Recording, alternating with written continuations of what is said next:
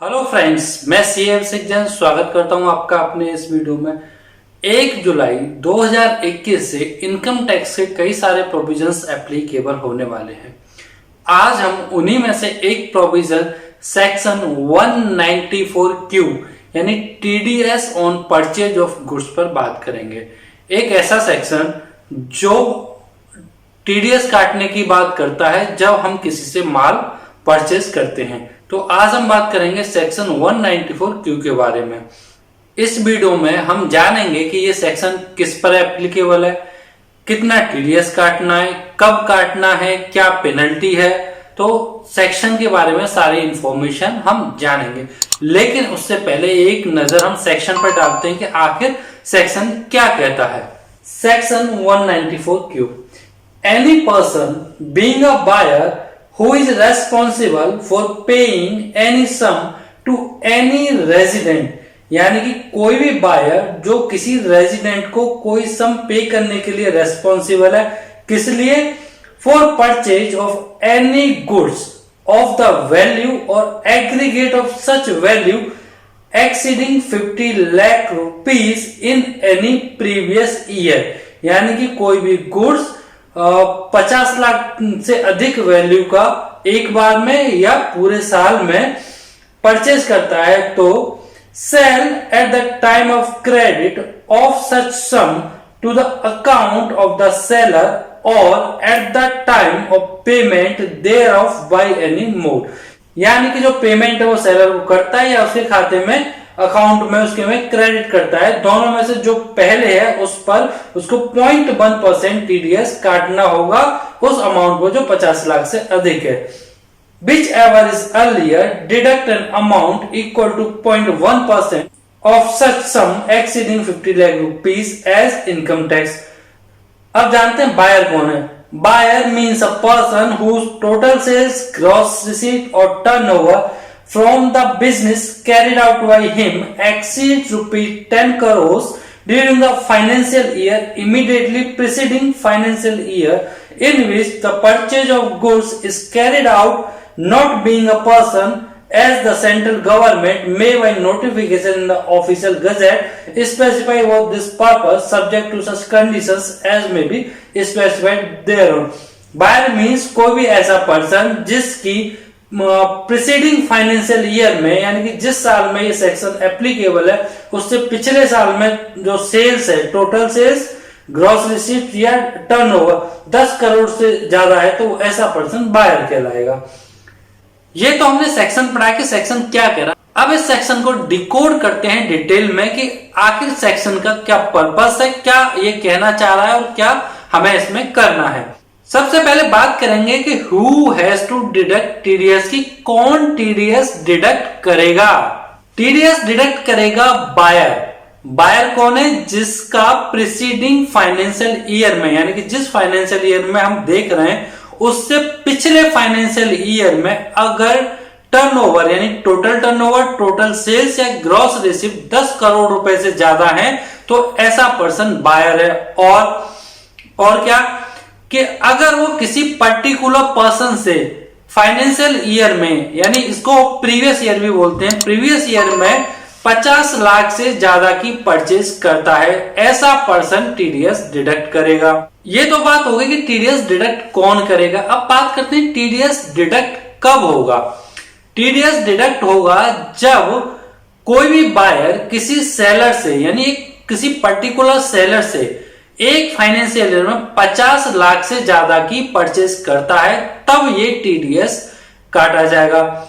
मान लीजिए आपने किसी पर्टिकुलर सेलर से पूरे साल में 60 लाख रुपए की परचेज करी, तब आप पर ये सेक्शन एप्लीकेबल होगा क्योंकि 50 लाख से ज्यादा आपने परचेज करी है। लेकिन कितने अमाउंट पर एप्लीकेबल होगा? 10 लाख पर, यानी 50 लाख की लिमिट हमें छोड़ देनी है। उसके ऊपर जितना भी अमाउंट है उस पर हमें टीडीएस काट के जमा कराना है। कब जमा कराना है? At the time of credit to account of seller, यानी सेलर के अकाउंट में हमने वो अमाउंट क्रेडिट कर दिया या उसको हमने वो पे कर दिया, तो दोनों में से जो पहले होगा उस समय पर हमें टीडीएस डिडक्ट करना है। अब बात करते हैं कि टीडीएस का रेट क्या होगा। टीडीएस का रेट होगा 0.1% अगर आपके पास सेलर का पैन नंबर है तो। अगर आपके पास पैन नंबर नहीं है तो टीडीएस 0.1% की जगह 5% काटा जाएगा।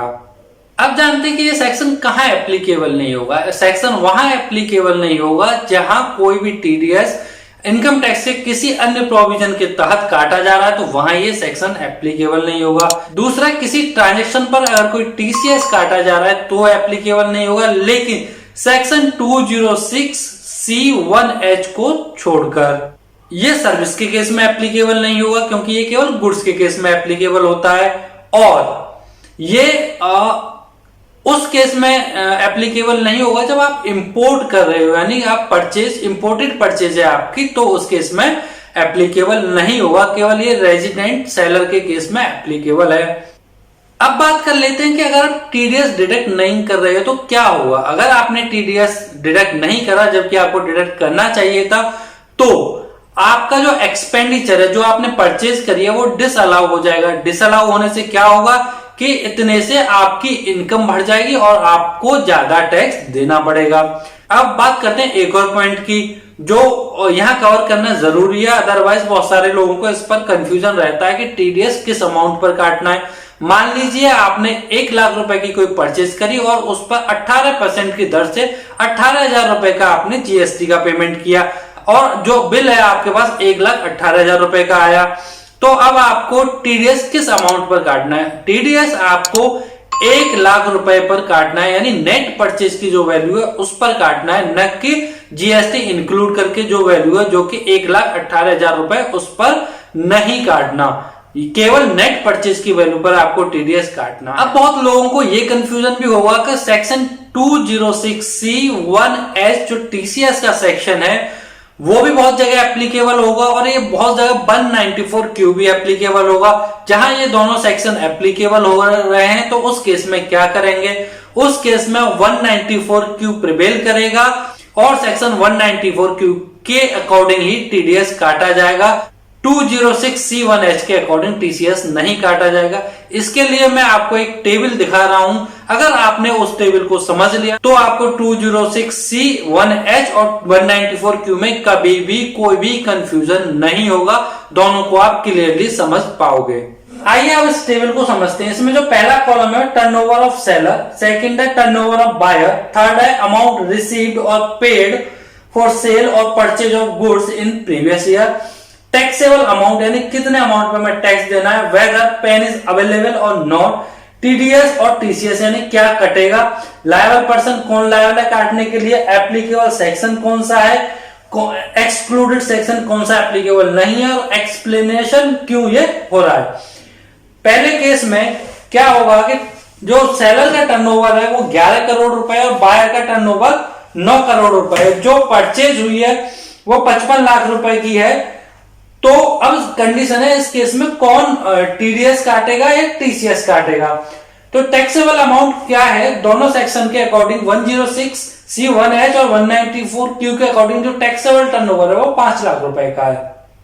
ठीक है, अब मान लेते बायर का पेन अवेलेबल है तो क्या कटेगा, क्योंकि इस कंडीशन में आप देखो सेलर का जो टर्नओवर है वो 11 करोड़ है और बायर का 9 करोड़ है, तो इस केस में 206C1H एप्लीकेबल होगा क्योंकि 194Q एप्लीकेबल नहीं हो रहा क्योंकि बायर का टर्नओवर 10 करोड़ रुपए से कम है, तो इसलिए 194Q एप्लीकेबल नहीं होगा और 206C1H एप्लीकेबल होगा।